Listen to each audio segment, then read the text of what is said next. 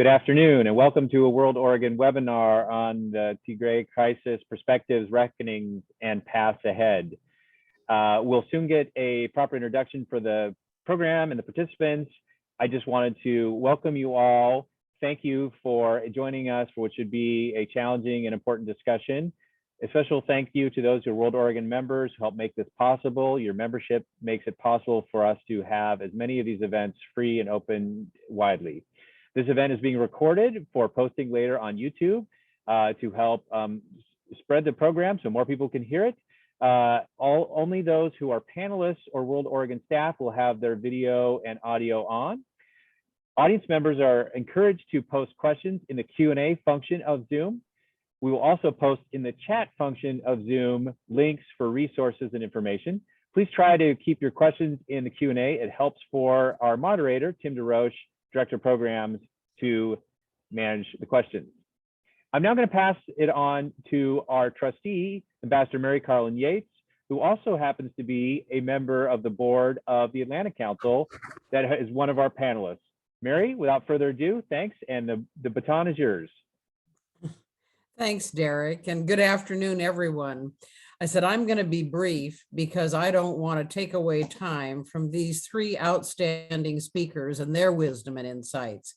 I have known Ambassador Vicki Huddleston and Cameron Hudson for years, and I admire their wisdom and savvy. I'm meeting Malete Berhanamascal for the first time, but I have watched her interviews, and they are filled with inside knowledge on the Tigrayan situation. So we're in for a special hour. Vicki's diplomatic career in brief, if you can be brief with her career, she was ambassador in Madagascar and then Mali. She was chargé in Ethiopia, Deputy Assistant Secretary for Africa, but she also served in Haiti and in Cuba in challenging times, both places. And some of you may have heard of her book, Our Woman in Havana. She also held, at the end of her career, the very important Deputy Assistant Secretary of Defense in charge of African affairs. That was when we were standing up the Africa Command. And then she has her academic experience both at Brookings and at Harvard's Kennedy School. I could go on, but I think it's really interesting to know that she began this career as a Peace Corps volunteer in Peru. She's an accomplished lady and a friend.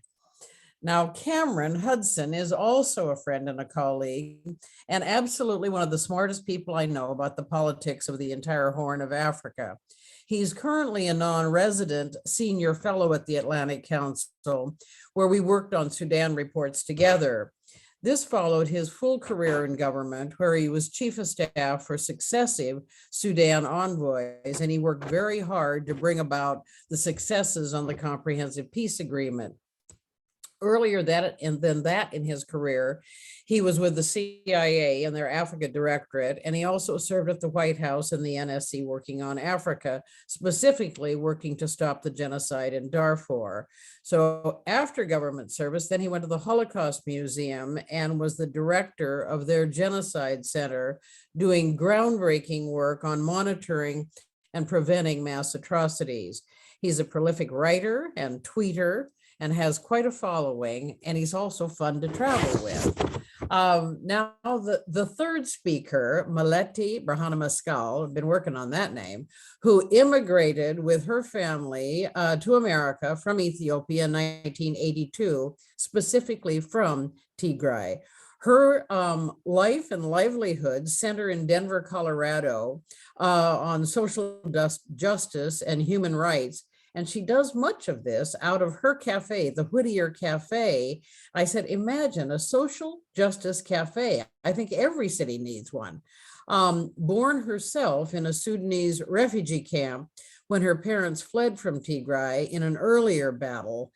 Malete is also the founder of the Ethiopian Community Center, where she's a journalist and an activist. She's traveled to Sudan recently to interview these Ethiopian refugees, the Tigrayan refugees. Then she speaks to congressmen and senators and advocates. So, and I also am sorry to say that she has lost at least 9 members of her own family in this conflict. And I listened when she passionately spoke out about women and children carrying the largest burden. So kudos to World Oregon for assembling the speakers and for picking this subject, especially at a time when, once again, for the fourth time, the Ethiopian government is bombarding the Tigray region. And it's also a time when the UN human rights workers or humanitarian workers are being expelled, and even local people like Medical Teams International are having a hard time reaching those in need. So thank you, the three of you, for being our speakers, and thank you to the audience for tuning in. Now over to you. Great. Thank you so much, Mary Yates. This is Tim DeRoche, the Director of Programs for World Oregon. You're just going to hear my voice. You're not going to see me. I want to keep the attention on our speakers. If you're following this in the news, it is a very, very complex issue with a lot of players on both sides. We probably have people in the audience who don't know the full extent of the issue. So in some ways, we're going to look at, what is the issue? Who are the players? How is this unfolding? What does the international community, what responsibility do they bring to this? And I think what we'll do is we'll start with Ambassador Huddleston. We will jump over to Melete Biranana Mascal, and then we will circle back with Cameron before we take questions from the audience. So Vicky, putting on your former ambassador hat, your diplomacy hat, where is the current administration at with this, and what is the discussion in your community around the bigger issues and the challenges ahead? Well, thank you, Tim, and thank you, Derek and Mary. It's lovely to see you, and thank you for the introduction. It's also good to see you, Cameron. I remember you well, and welcome, Melete. It's wonderful that you're keeping the world informed about what's happening in Tigray. I think perhaps the way to start this is to say that history repeats itself, and nowhere like Ethiopia. Ethiopia is one of the few countries in the world that's never been colonized. It has the second largest population in Africa, and it had the fastest growing economy. It was looking like the future of Africa. And now Ethiopia's past has caught up with it. And it's ironic because the players, in fact, are the same. It is the government of Ethiopia, it is Tigray, and it is neighboring Eritrea. And two of the major protagonists are also the same. And that's the president of Eritrea, Isaias Afwerki, and the commander of the Tigrayan Defense Forces, General Satcom. So let me talk a little bit about the history. Ethiopia's 2,000-year-old history ended when a group of army enlisted and some officers overthrew the Emperor Haile Selassie.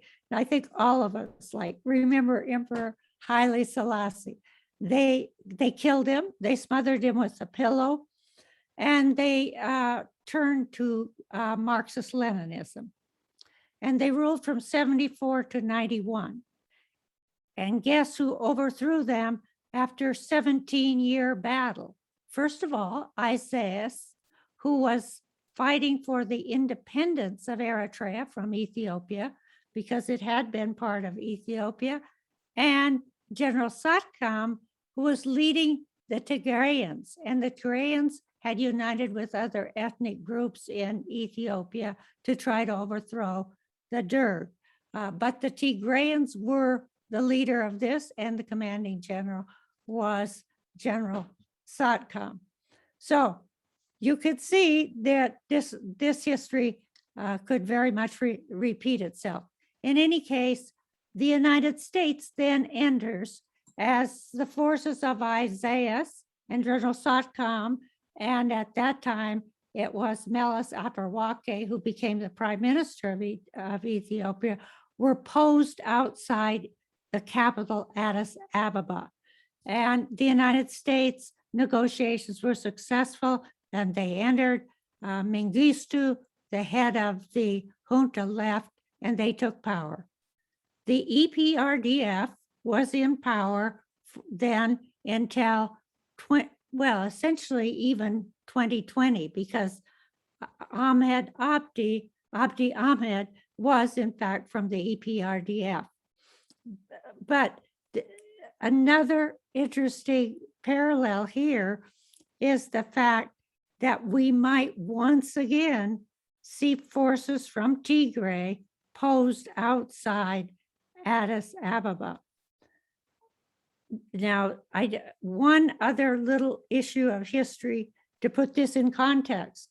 After Isaias and Meles and Satcom had fought together, there was a break and Eritrea and Ethiopia went to war. Isaias as the president of Eritrea and Meles as the president of Ethiopia. So that's where the bad blood between Eritrea and Ethiopia come from. So now let's jump to the future. Abdi Ahmed became prime minister of Ethiopia in 2018 because there were violent protests in Oromo, which is the most populous area of Ethiopia. He is an Oromo. He was a member of the EPRDF. When he came to power, everyone, to include myself, was hopeful, put a lot of women in power, including the president of Ethiopia. He formally ended the dispute with Eritrea. There was no actual fighting going on, but he ended the dispute and won the Nobel Prize. But then what he did was to say, I'm going to junk the federated system of states based on the largest ethnic group. And instead, I'm going to have a unitary Ethiopia through the Prosperity Party with me, Abdi, as the head. The Tigrayans, who are the base of the EPRDF, the ruling party, said, not on our watch, and they went off to their sort of homeland in Tigray, and tensions mounted. And the Tigrayans made a preemptive strike against a military depot in Tigray. Abdi responded with force, invading Tigray, along with Isaias from Eritrea, because Isaias had a few scores he wanted to settle. Well, at first, the Ethiopians and the Eritreans, the Ethiopian government and the Eritreans, won completely. They bombed the capital, Mekelle. Many people died. Many people found themselves in Sudan, having run away. But then, remember General Satcom?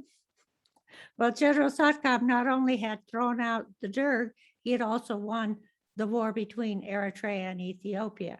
So he returns, he leads the Tigrayan army, and they defeat and push out of Mekelle the Ethiopian army, and to some degree, the Eritrean army.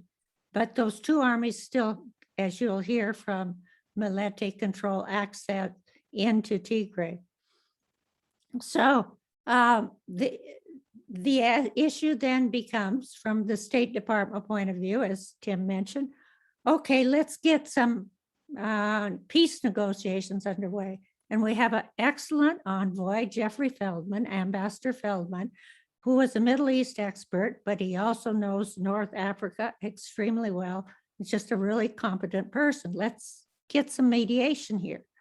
But the problem is, Abdi was up for, his party was up for re-election. He's the prime minister, so he's appointed by his party. And he said, no, I want elections first. I want to become the prime minister first, consolidate my power. And also in the meantime, I can buy arms from Turkey and the Middle East, and I can recruit new people into my army because they'd been pretty devastated. So he did that. And then he launched a final offensive. So Abdi's going to crush the Tigrayan rebels with the help of his good friend Isaias from Eritrea, and he's going to firmly establish this unitarian state of which he will be the head. All does not go according to plan. Despite again bombing Mekelle just a few days ago, the Tigrayan Defense Forces, which I refer to as TDF, have repelled the advance, and now Abdi is in a very serious situation. And not only Abdi, but maybe Isaiah as well. So here's why. The TDF is in the Amhara province. From Amhara, they join up with the Oromo Liberation Forces, which adds to their ability, and they move down toward Addis.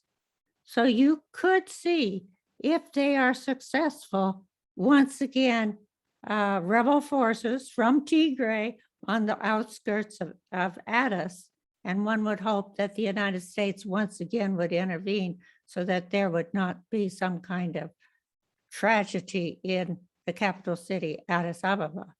At the same time, the other wing of the Tigrayan Defense Forces are moving down the Afar region, which, if they reach Djibouti, which is Ethiopia's opening to the sea, will cut off Ethiopian government from its port.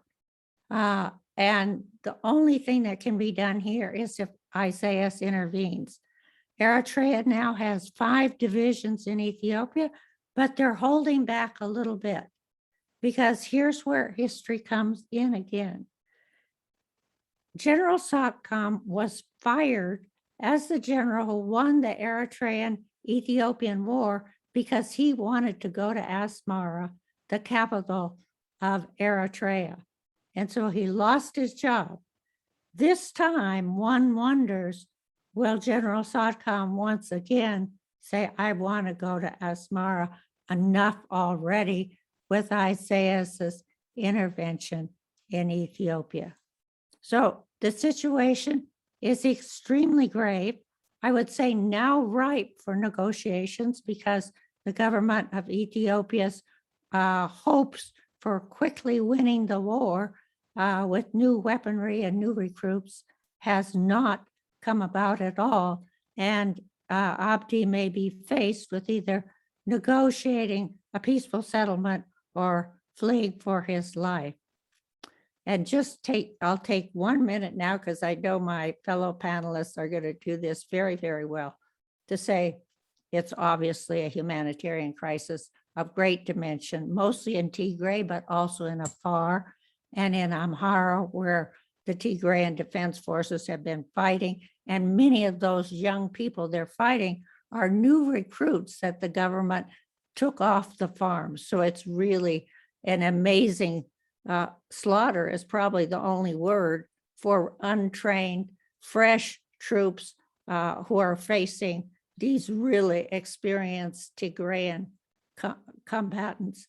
The other thing is the consequences for Ethiopia, and I know that Cameron will talk about this in great length, but one of the really interesting issues is Ethiopia has always been kind of the peacekeeper in Somalia and Sudan, because it has a very excellent military.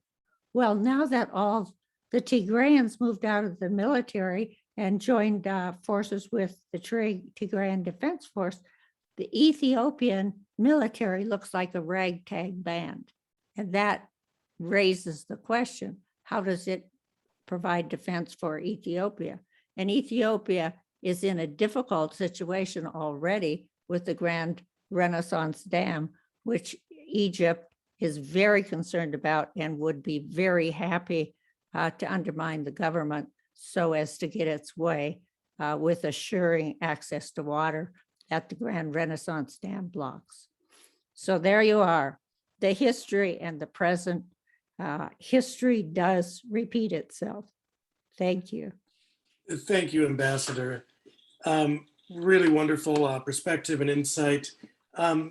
When we look at conflict and mass atrocity, it is oftentimes easy to lose sight of the human in the equation, because it is an abstraction to think of tens of thousands of people. So, Mileta, thinking of the human story in this, and the Tigrayan population, both here and over there, talk to us about what you know on the ground and how the expat communities are responding to this, and give us a little bit of background on this if you can.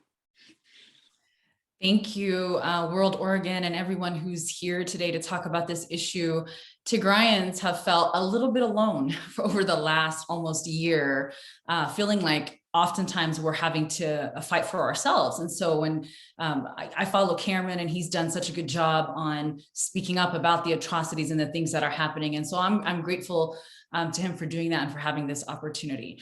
As a Tigrayan, I'm gonna try and humanize this for you, because I've never first identified myself as a Tigrayan. I always consider myself an Ethiopian, always. That's how I was raised, in spite of history, in spite of King Haile Selassie bombing Tigray with the help of the British, in spite of the Derg and Mengistu Haile Mariam bombing Tigray, in spite of having been born in Sudan, because my family was run out of Tigray for the very same reasons and the same things that are happening right now.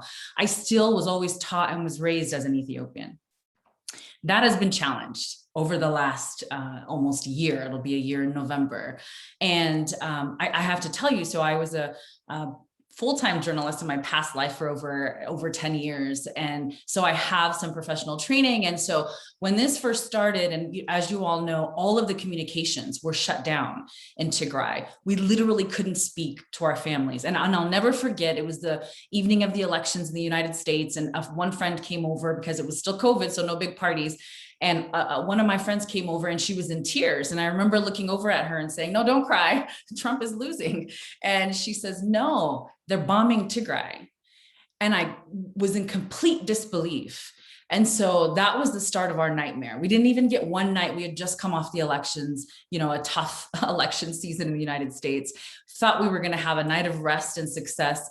And instead, we learned that our families were being bombed, and we couldn't reach them. We couldn't get through.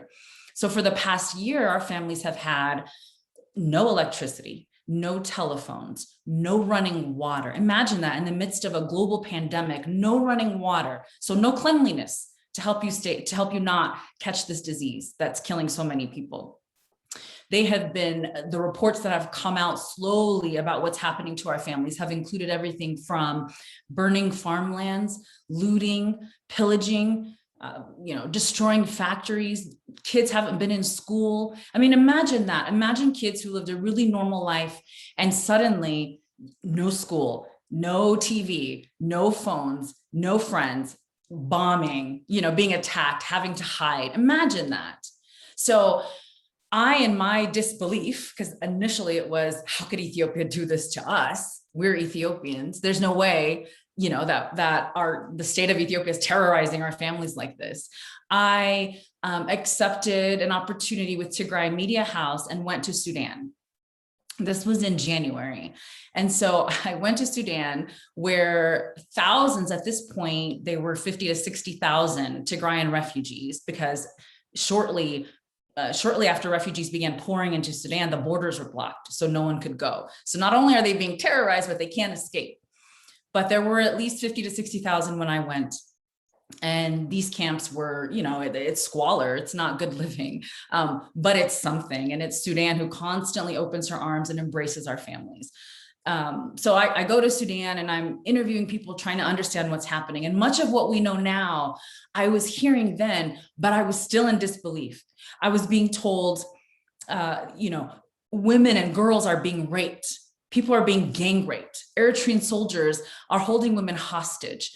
And I'm listening to these people pour their hearts out and tell us what's happening. And a part of me is going, is that really happening? It was really hard to believe. Obviously, all of those stories and more, even more gruesome stories, have been proven to be true at this point. I'll never forget what a farmer said to me. A farmer from my cadre, by the way, that awful, awful massacre that was politicized. And honestly, that we still don't have the truth in terms of what happened there. But there was a farmer from my cadre who lost 2 of who he considered his sons, people who worked on his farm.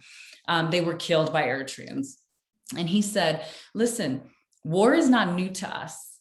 You know, we've had several regime changes, you know, and different people who have led, and us as farmers and caretakers of our land. The only thing that really changed for us was that we pay taxes to a new government, to a new entity.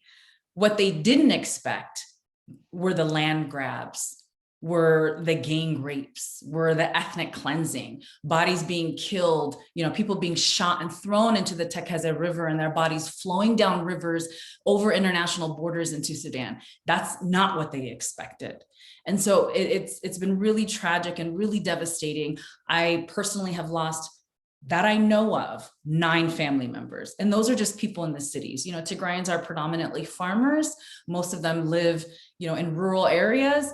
We have been unable to reach any of those people up until now. So I know I have at least one cousin who was raped by Eritrean soldiers and was pregnant. I don't know if she's still pregnant. Women cannot even get basic needs met. And unfortunately, for a very religious and spiritual people, one of those needs has been abortion. Women who don't want to carry their rapist babies. So that's tragic on so many different levels, from a spiritual perspective for so many women and girls, from, you know, even just a practical perspective. There's no medicine. The hospitals have been looted. There's no electricity. How are you going to do these, you know, surgeries that you might need to do? For the babies that will actually be born as a result of this, wanted or unwanted babies. It's tragic on just so many levels. And yeah, we keep hearing it's a humanitarian crisis. It's not, it's a genocide. What's happening to the people in Tigray is a genocide. It's not the first time, and we've got to do something about it.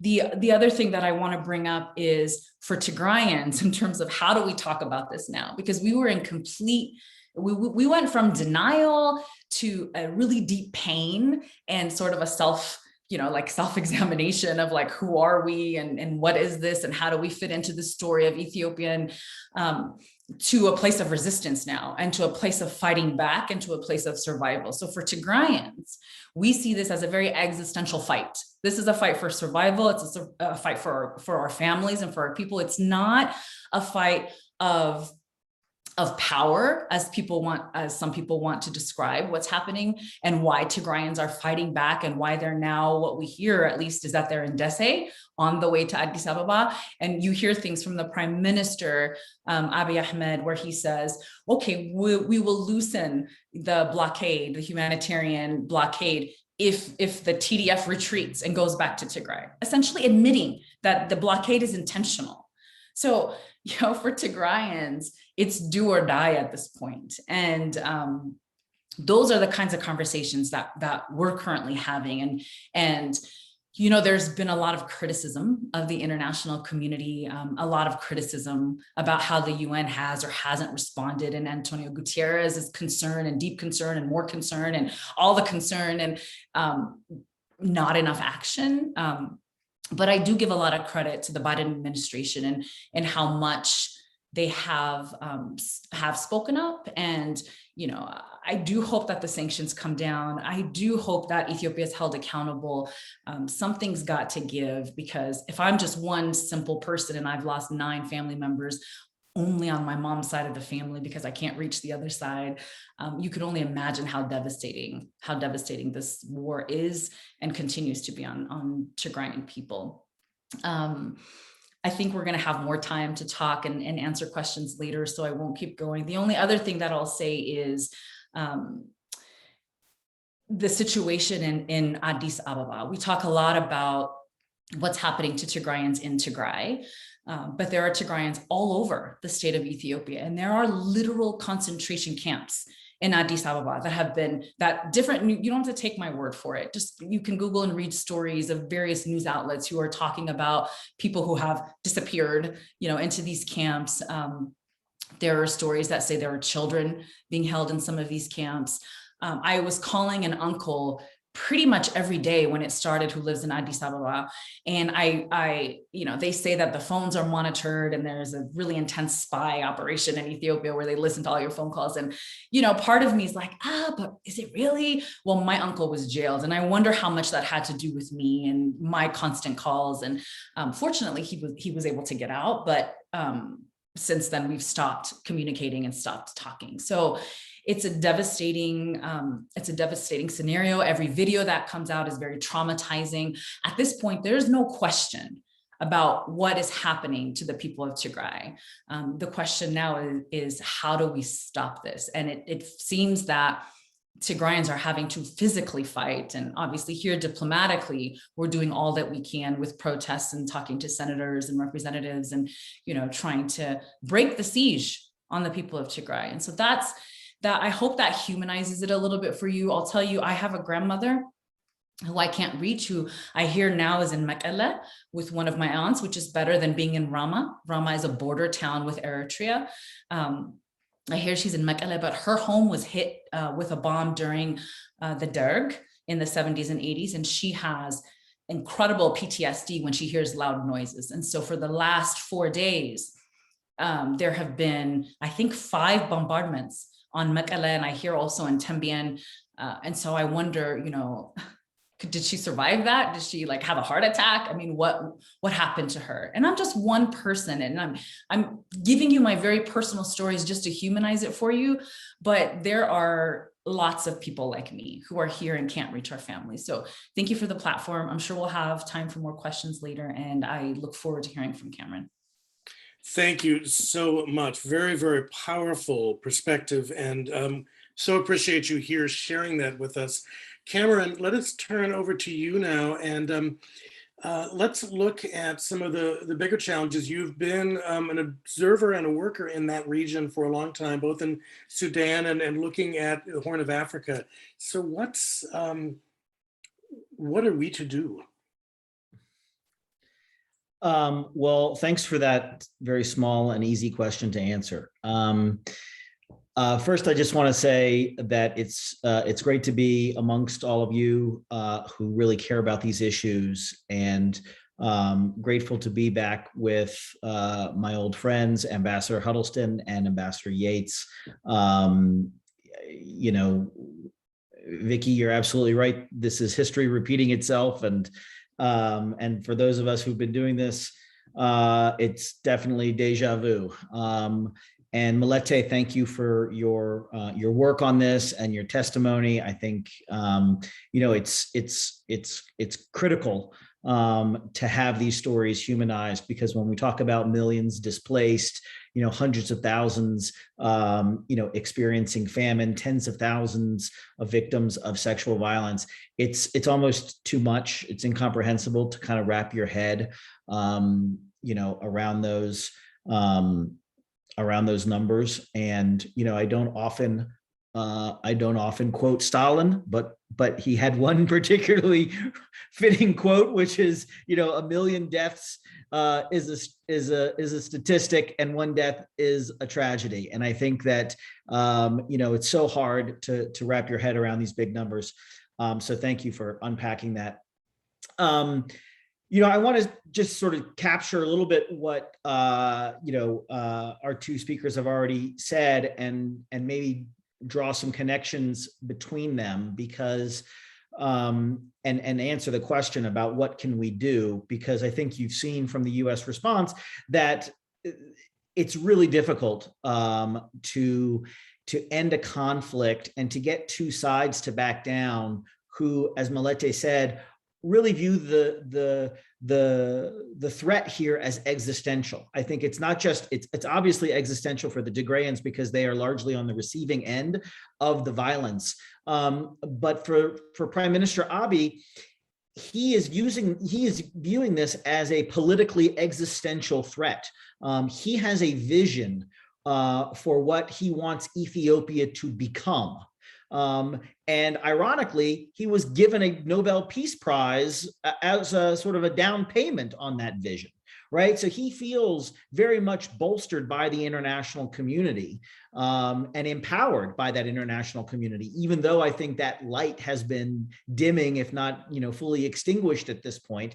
He does feel the weight of that prize in pushing forward this vision. And in his view, the Tigrayans represent an obstacle on that path. And so he does feel threatened, politically, in an existential way. He doesn't feel like he can continue to run the country and that the country can achieve what he wants it to achieve as long as the Tigrayans essentially are a political entity that can rival his power and authority. And they're clearly demonstrating that they can still do that. So, when you have two sides locked in very much an existential struggle, the United States is stuck in a difficult position, frankly. I think one of the things that challenges U.S. policy and has challenged it is, and Ambassador Huddleston alluded to this, for so long, since the previous Prime Minister Meles Zenawi came into power and the Ethiopia-Eritrea war ended in 2000, Ethiopia has really been a rock of stability that the United States has relied on in the Horn of Africa and frankly in the broader African context. They have been traditionally the largest contributor to UN peacekeeping operations all over the continent. So not just in neighboring Somalia or Sudan, but in a host of countries near and far. And so they have been a very active and involved international actor that the United States has relied on. Clearly in the kind of post 9/11 movement of enhanced kind of counterterrorism cooperation, Ethiopia very much stepped up and was a close ally in that fight. Ethiopia is the headquarters of the African Union, which has a gleaming new headquarters building. It's something that the United States has invested in financially and diplomatically. And what we've seen is Ethiopia very cannily leveraging its host nation status to quiet the organization, the African Union, and to quiet regional neighbors. Ethiopia has been a very powerful actor across the African continent. And what we've seen, a lot of times what we look for, we talk, in a kind of a trite way about African solutions to African problems, but in many respects, we do want the neighborhood to own these issues. And so, I was very much involved in the Sudan peace process, where it was a regional organization that led the United States, the United Kingdom, Norway. We were sort of that outside influence, pushing, incentivizing, and pushing that peace process forward. We're not seeing the African states play a role, even though it is now spilling over. The effects of this conflict are spilling over into other states. We're seeing obviously a refugee crisis now playing out on the border with Sudan. Sudan, which is experiencing its own transition to democracy right now, is in a very, very fragile state. It's a country where the United States has invested enormous amounts diplomatically and more recently financially to try to prove that you can transition an Arab state from autocracy to democracy. We don't have many examples from the Arab Spring of really successful transitions happening. And so the United States really has, I think, planted a flag in Sudan to try to say we can do it here. That transition is under threat. It doesn't help that the anchor state, the state that has traditionally played the role of internal mediator, internal peacemaker in Sudan, which is Ethiopia, is absent from that peacemaking front. Not only is it absent, it is perhaps now a malign actor in what's going on. We're seeing a border conflict, the kind of nascent border conflict that's been brewing, separate from the refugee crisis that already exists, over some disputed territories between Sudan and Ethiopia. So further complicating the regional picture. Vicky mentioned the Grand Ethiopian Renaissance Dam. This will be the third largest hydroelectric dam in the world. It's a dam that Ethiopians have contributed to. So when it was initially conceived of, the World Bank thought it was too big, too expensive. And so the Ethiopians said, we're going to raise the money ourselves. And so you saw almost like war bonds, like we had here in the United States, Ethiopians sending checks, $5, $10, $100 to their embassies and sending it to the government. So there's a lot of national pride that has been built up and that the prime minister has capitalized on and turned into political momentum for himself. So this dam project, which frankly threatens Ethiopia or threatens Egypt's livelihood, threatens Sudan's livelihood, because there's some pretty big outstanding questions that have yet to be resolved about what happens when there's a drought. Is Ethiopia going to release water down the River Nile so that the Egyptians will have water to drink, since 95% of potable water in Egypt comes from the Nile? So consequential questions remain unresolved and unanswered. And as long as this conflict in Tigray continues to fester and distract the government, it's going to continue to put pressure on other parts of the region that are facing their own instability. And so, the region is itself, I think, has a history of being unstable. It has been very much prone to famine, conflict, migration. So a lot of challenges have always, plagued the region. And for a period of time, for about a decade, it looked like some of that was behind us as Ethiopia in the sort of early 2000s, came into its own. I want to emphasize, though, that not all Ethiopians felt that way. We have to understand, as Vicky said, we're talking about a Tigrayan population of roughly 6 million people in a population that's about 110 million people. Who for the better part of 20 years essentially held every important position at the federal level and in the military and in the intelligence service. So it was very much a minority that was administering the country. Now, from a US perspective, I think for a long time, we felt great safety and security in that, because they brought a measure of stability to the broader region and were a partner in broader kind of foreign policy objectives that the United States had. That isn't to say, though, that there were not problems at home. The Tigrayan leadership was not a model of democratic governance by any stretch. There were political prisoners. There was repression of political parties. There was division. Now, of course, the government did a very good job of keeping a lid on all of those kind of ethnic and regional problems, but there is a lot of resentment that many Ethiopians still harbor over the Tigrayan leadership and that during that period. And so these are parts of Ethiopia's history that it has to contend with. And I think it is not sufficient for the prime minister now to make an enemy of the Tigrayan people. He can pick a fight with the Tigrayan potentially leadership of the TPLF, who was part of the previous regime, a regime which, by the way, he was a part of himself and came up through those ranks. So all of that to say, it's a very complicated region, and I say all of that because the question I get a lot is why hasn't the United States applied kind of sanctions or other punitive measures to Ethiopia? And I just want to touch on that briefly. First of all, sanctions are a rather blunt instrument. We've been getting better at how we use them. But if you look at neighboring Sudan, which was under sanctions for the past 30 years, it had a crippling effect on the average Sudanese. Military leaders and politicians are very adept at evading US sanctions and living quite comfortably under sanctions. It's typically the average citizen in these places who we don't want to impact, who are the most impacted, carry the burden there. And so I think, number one, the US has learned a lot about the effectiveness of sanctions and is, I think, resistant to use them, number one. Number two, I think that the United States has been holding out hope. I think it's a lost hope, but they've been holding out hope that somehow Ethiopia can return to that Ethiopia that we want to see, that Ethiopia that is stable, that is a net exporter of peacekeeping and stability and prosperity.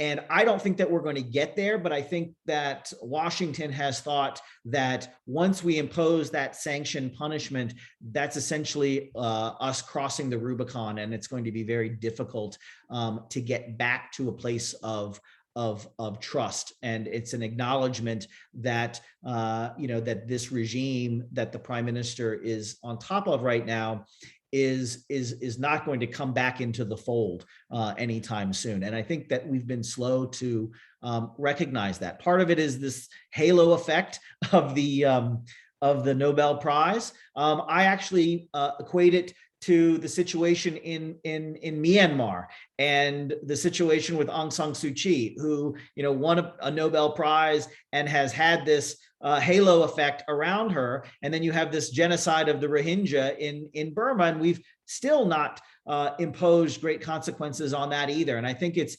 a hope that we can redeem these individuals. And I think the jury is out on that, but I think that's an explanation as to why you haven't seen more punitive measures taken. Although I think that those punitive measures now are likely imminent, from what I understand, based upon the recent fighting, the use of fighter jets bombing civilian targets. I mean, the tactics that are being employed right now, I think, warrant and demand a greater U.S. response and greater international response. Quite frankly, I think we've tried and really maybe even exhausted the diplomatic efforts that we can muster right now.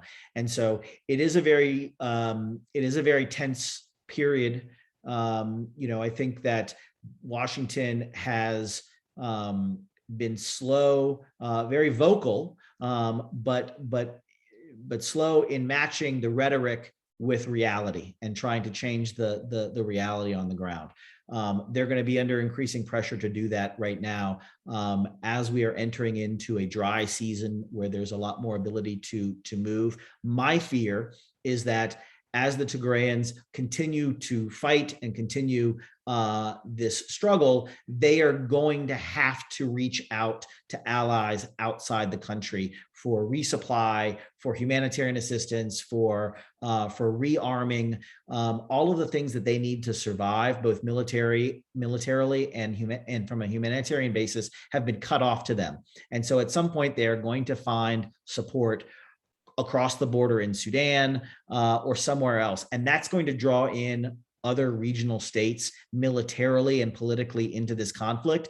And once that happens, I am very fearful that we will be, you'll see this kind of regional conflagration that we haven't seen yet. It's on the horizon, and we have to do everything we can to try to prevent that. So that is, I think, the next great fear that is out there. And that's why I think we're seeing as much diplomacy and as much talk of kind of punitive measures as we are right now. So I want to stop there because I realize we've gone on for quite some time, and let whoever's moderating this moderate it. Thank you. Great. Thanks, Cameron. This is Tim DeRoche, the Director of Programs here at World Oregon. We've got so many good questions. We don't have a lot of time, so I want to kind of dive in a little bit.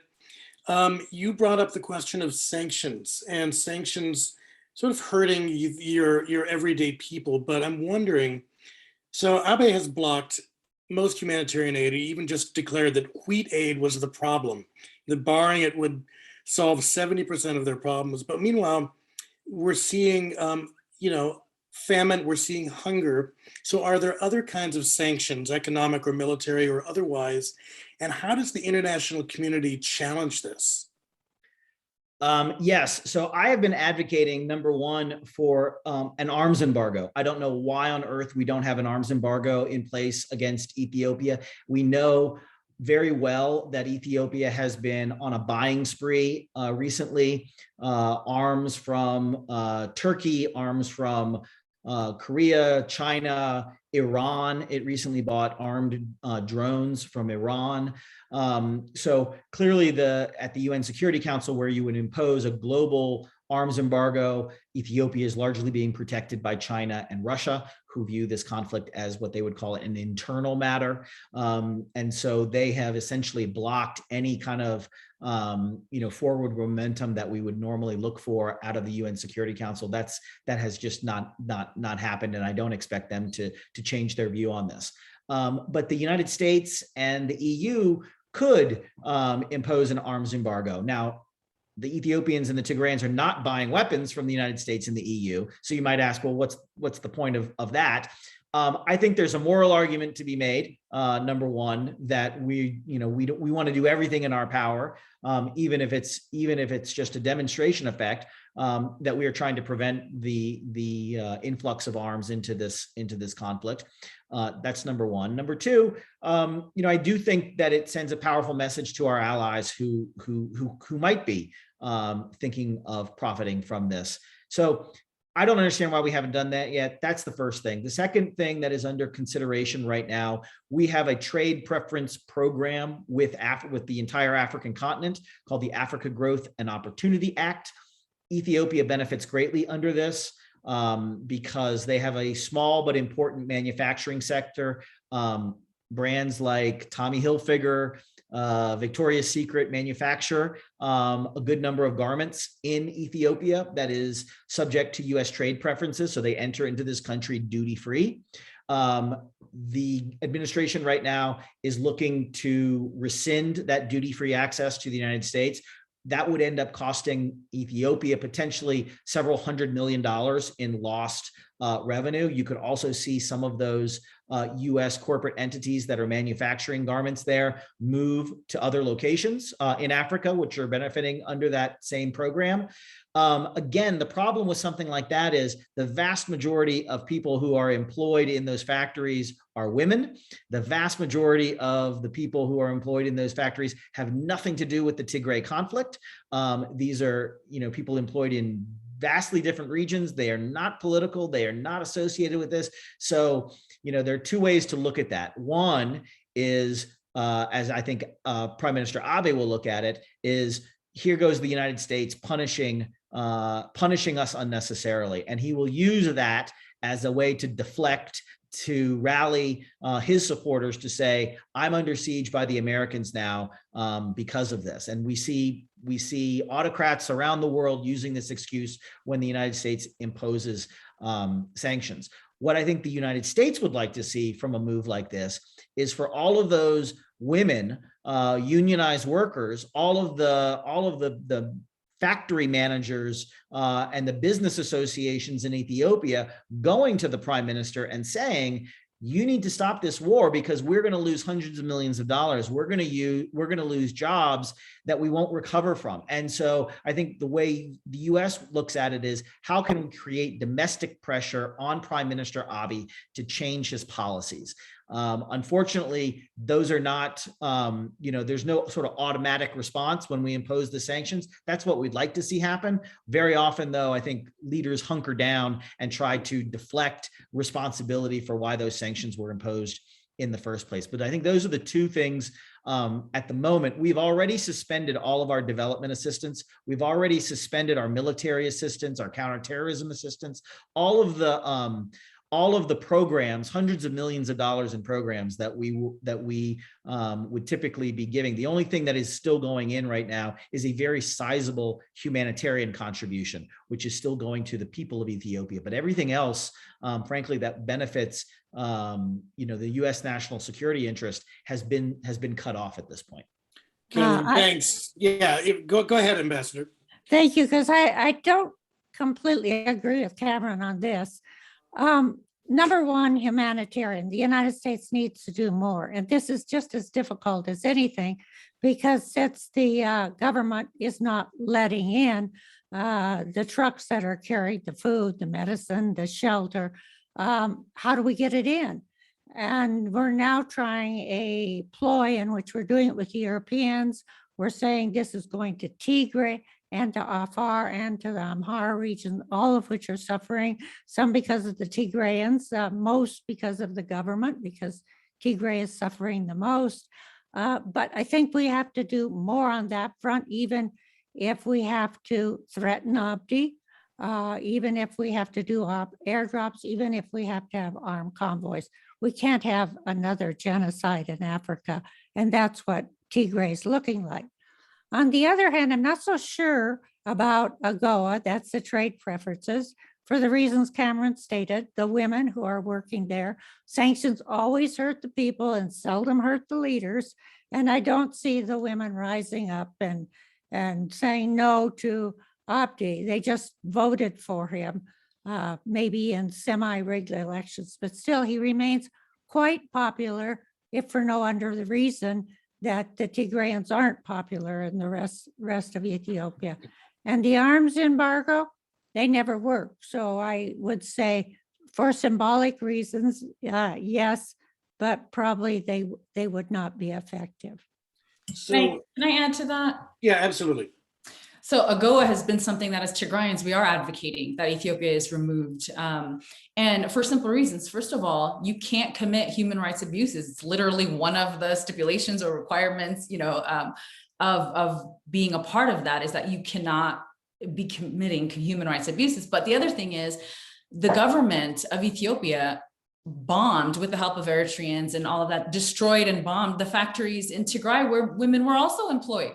So what about those 2 million women who are no longer employed? Why is it that there's a bigger number or a majority here that we don't want to impact, but this is just a minority, just a couple million Tigrayan women, so it's not as significant? I think that's the problem. This conversation keeps being framed in terms of just 6 million people versus 110 million people. I think it's an unfair way to talk about this. And so I want to point that out. The other thing that I want to say is this conflict is already a regional war. Eritrea has been involved from day one. And so the conversation that we keep hearing over and over that frustrates our community is, well, we don't want a regional war. So what do you call Isaias Afwerki and the Eritreans who have been in Tigray, raping, pillaging, looting, and destroying the Tigrayan economy? We're already there. And then finally, sanctions are important, but what genocide has ever been stopped diplomatically? You have a genocide because they're not diplomatic. They can't sit at a table and work out their problems. So from a Tigrayan perspective, we don't see how this will ever end if it's not with force. That's the only language that the people in Addis Ababa understand. And that's why Tigrayans, teachers, nurses, doctors, actors have all abandoned their work and abandoned their lives to go and fight and die, potentially, in order to break this siege. So I just want to accurately reflect what Tigrayans are dealing with. So we're coming up on time, so I want to keep things kind of brief, but this brings up a really important thing, which is that conflicts may happen in one place in the world, but they have an effect in other places. So Meleti, I'm curious, how is this current crisis challenging or creating divisions within the expatriate Ethiopian and Eritrean communities here at home? That's a really good question, because there's this story that's being told that all of a sudden the communities are divided, and all of a sudden people are going to different churches, and all of a sudden, people are going to different restaurants and not intermingling or whatever. That has always been an issue. There has always been ethnic tension in Ethiopia. It didn't start with EPRDF. It didn't, as a matter of fact, ethnic federalism was an answer to that, or at least it was supposed to be an answer to that issue. So Ethiopians were and continue to be a divided community. And so I want to also correct earlier, the storyline about Ethiopia having never been colonized. Talk to an Oromo. Ask an Oromo if Ethiopia has never been colonized. That community was violently colonized and brought into Ethiopia. So, there's a story that we've all been telling that's not accurate about this great nation that's, it's a beautiful country, don't get me wrong. And for a long time, I've been very proud of that. But we're at a place now where you have deacons and priests who are promoting war, who are advocating for more blood, not for peace, who are blessing soldiers. And when I say soldiers, they are not even soldiers, they're people with machetes, and encouraging them to go out and fight, anyone of fighting age. Ethiopia, it has become the devil's playground. And so it's a reality that we just have to deal with and figure out an answer and response to. But our communities have always been divided. There has never been any reconciliation that has happened because of past abuses, and including under EPRDF. And yes, the TPLF played an outsized role because they played an outsized role in defeating the Derg, but there were many people who were part of that coalition and who contributed to the abuses that took place during their reign. So it's not new for us. It may be new to the rest of the world, but for us, it's not. That division has always been there. Great. So I've got one more question for kind of all of three of you to address. There's been a grave disparity between Ethiopian state media and how they're reporting on the ground, especially around famine and atrocities. So with loss of electricity and access, how are Tigrayans going to be able to continue to tell their story to the world? And are there still NGOs working there? And I would love from all three of you, what can we do? Those of us here today, how can we engage and support on this issue in a productive way that continues the conversation going?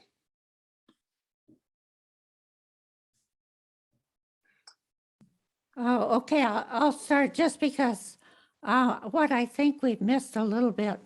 One of the major things we really need to do, in addition to making sure that humanitarian aid reaches those in Tigray, and as a result, we don't have a genocide, because there are millions of people now close to starvation. But the second is if we need to sanction anybody, if we need to have an arms embargo, it's against Eritrea and Isaias. I mean, Isaias is a dictator. He's a troublemaker in the region, and we really need to focus on his role in Ethiopia, because the government of Ethiopia would never have gotten as far as it's gotten had it not had Eritrea and Isaias as an important ally. So maybe we should begin there along with the humanitarian. Great, thank you, Ambassador.